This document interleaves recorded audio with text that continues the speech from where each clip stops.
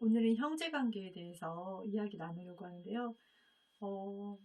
아이들을 2명, 3명 가진 엄마들이 가장 바라는 것이 사이좋은 형제 관계잖아요. 저도 그런 것들을 바랬죠. 그리고 첫째가 한 돌 지나서 제가 둘째를 임신을 하게 되었어요. 물론 아이 기르는 것이 쉽진 않았지만 그 아이가 너무 예쁘더라고요. 그래서 함께 놀 수 있는 동생이 있으면 너무 좋겠다. 그리고 또 둘째는 어떤 아이일까 좀 궁금한 그런 마음들이 있고 막 기대감 같은 게 많이 있었어요. 한 가지 걱정되는 거는 일단 첫째가 어리다 보니까 동생이 생기면 좀 질투하지 않을까? 그리고 제가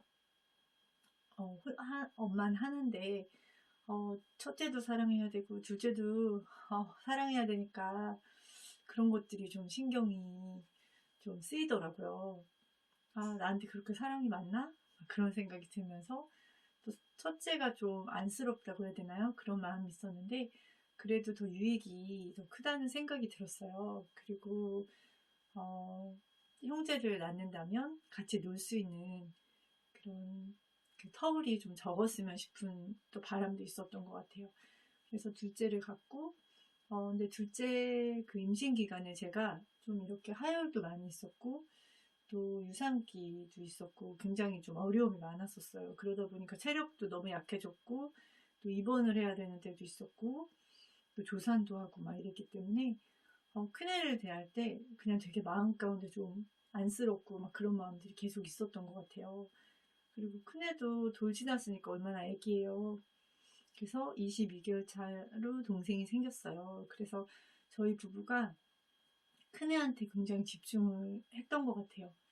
그리고 아빠는 이제 물론 바빴지만 주말에 항상 큰애만 데리고 많이 놀러를 갔어요. 나들이를 많이 가고 저는 그동안 이제 좀 이렇게 쉬고 그런 시간이 있었고 그리고 그 둘째가 좀 잠이 많았어요.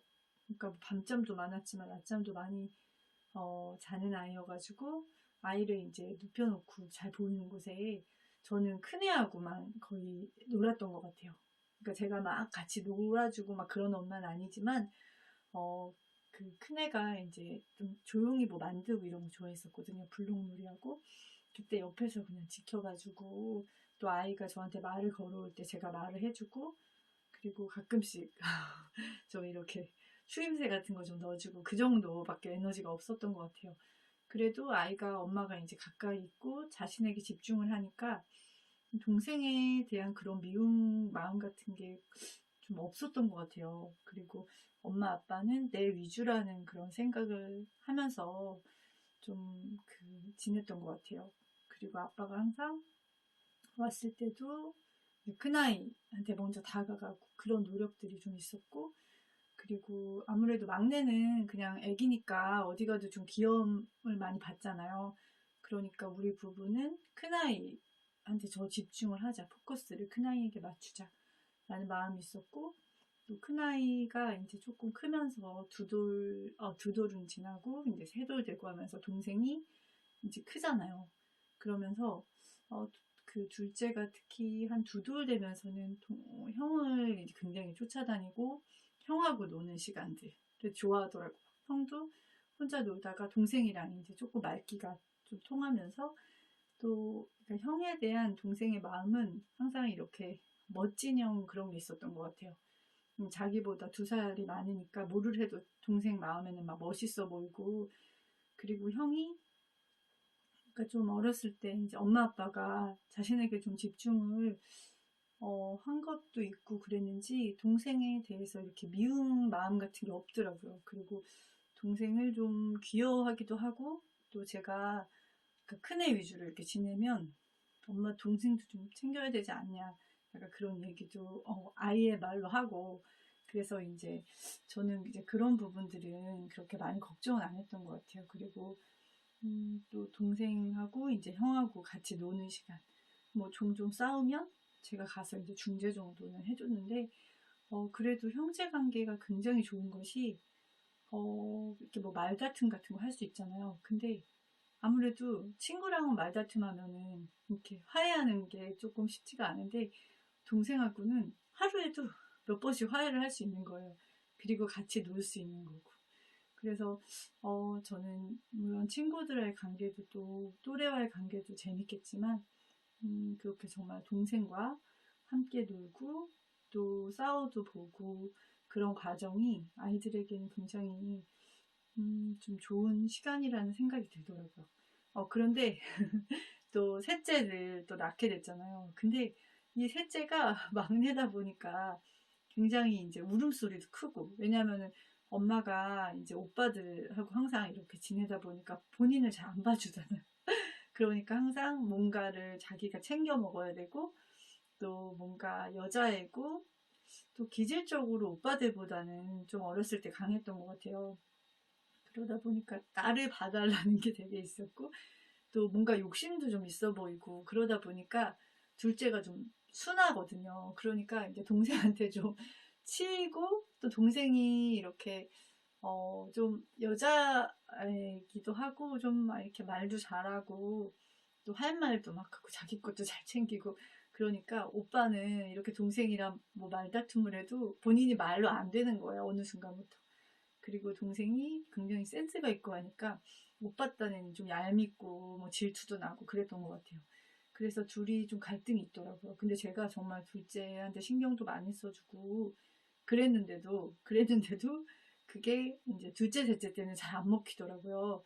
그래서 한동안은 저도 막 이런저런 방법도 다 쓰고, 그리고 이제 둘째하고도 같이 둘째하고만 어디 좀 가기도 하고 나들이도 가고 막 그런 노력들도 했는데, 근데 둘째하고 셋째하고 약간 성향이 다른 것도 있었던 것 같아요. 그리고 뭔가 놀기는 근데 정말 많이 노는 거예요. 그러니까 아무래도 큰 오빠 같은 경우는 이제 조금 크다 보니까 같이 놀기도 하지만, 그러니까 막내를 이렇게 받아주는 오빠라면 둘째 오빠는 재밌는 오빠인 거예요. 너무 코믹하고 웃기고 같이 놀면 신나고, 큰 오빠는 그냥 착한 오빠. 그리고 편한 거는 둘째 오빠가 더 편한 것 같은데, 그러다 보니까 둘이 맨날 놀아요. 맨날 붙어 있고. 그리고 그때 새아이가 막내는 조금 어린이집을 두 돌쯤 갔는데, 이제 첫째, 둘째는 좀 굉장히 늦게 갔어요. 큰아이 같은 경우는 잠깐 다니다가 이제 제가 둘째 낳고선 또 안 다니고 이래서 정식적으로 가야 된 거는 6월 6월이래. 6학, 아, 6, 6살, 한 중간에 들어가게 됐었거든요. 그러니까 둘째하고 이제 첫째하고 막내하고 함께 하는 시간이 굉장히 많았어요. 그러다 보니까 제가 조금 버거운 건 있었는데, 그 안에 정말 많은 놀이들이 있었던 거예요. 그리고 많은 싸움도 있었고, 그리고 너무 그림같이 예쁜 순간들, 막 큰애가 동생들 놀아주고, 또 함께 막 작품을 만들고, 그리고 막 책도 읽어주고, 선생님도 됐다가, 그리고 함께 엄마한테 이제 엄마 뭐 생일이라든지 아빠 생일 때 뭔가 자기들끼리 막 꾸미고, 뭐 보물찾기 놀이도 하고, 그러니까 셋이 함께 할 수 있는 시간들이 굉장히 좀 길었었어요. 그러다 보니까 자기들끼리 이제 막 뭐 싸우고 놀고 그런 과정들을 숱하게 연습을 한 것 같아요. 그리고 이제 큰애 같은 경우는 워낙 기질적으로 순하다 보니까 거의 다툼은 없었는데, 둘째, 셋째가 다툴 때, 그러니까 하루에도 여러 번 뭐 말다툼하고, 또 어느 때 보면은 또 막 웃고 둘이 막 좋아서 막 난리가 나고 그런 관계? 이건 친구 관계에서는 전 진짜 좀 불가능한 거더라고요. 그래서 제가 생각한 게, 정말 이 싸우는 거는 엄마한테는 좀 스트레스잖아요. 엄마는 아이들이 막 너무 잘 지냈으면 좋겠고, 그런 막 욕구들이 있잖아요. 엄마가 막 이상향? 그런데 어느 순간 아이들을 볼 때, 이거 복이다. 자기들끼리 지지고 볶고 하면서 많이 배우잖아요. 그리고 친구하고는 이렇게 싸우면 관계가 틀어질 수도 있는 거고, 또 난처하고, 그리고 어른들을 위해서 억지로 화해를 해야 되는데, 엄마는 사실 다 자식이다 보니까 똑같거든요. 그러다 보니까 빨리 화해를 굳이 안 해도 돼요. 그리고 자기들끼리 이제 하게 좀 기회도 두고, 또 기회도 주고, 그리고 조금 빠져있게 되더라고요. 그러니까 뭐 이렇게 심하게 싸우는 건 아니다 보니까, 심하게 싸울 때는 이제 제가 말리는데, 아닌 거는 그냥, 그래, 실컷 한번 자기의 그런 것들을 이야기해 보는 시간을 주는 거죠. 지켜보고.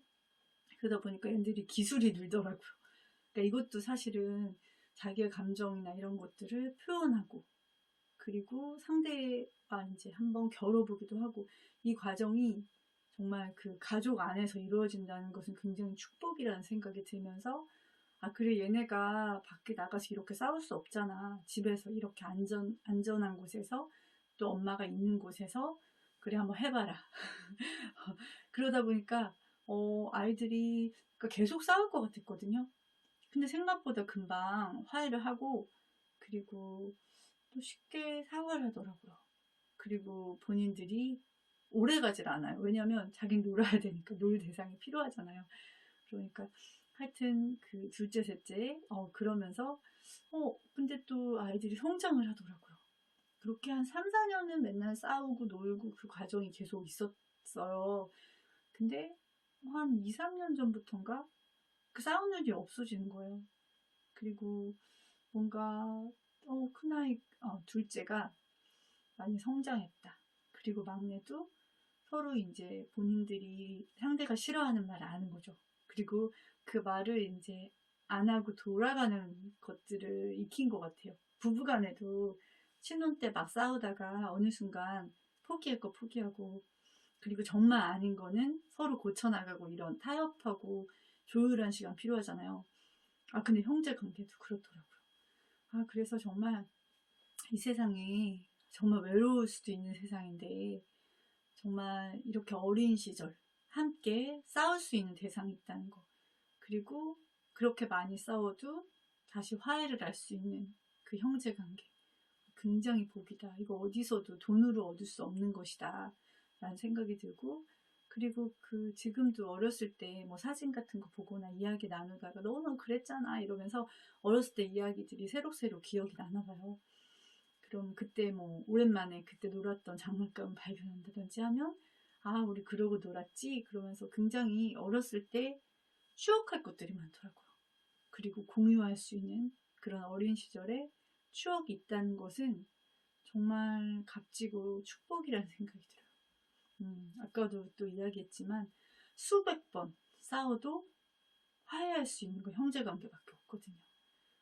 그때 이제 저 같은 경우도, 그러니까 형이라고 꼭 양보를 하거나 형이라고 꼭 먼저 뭐 이해하라, 용서하라, 그런 거는 별로 안 했던 것 같아요.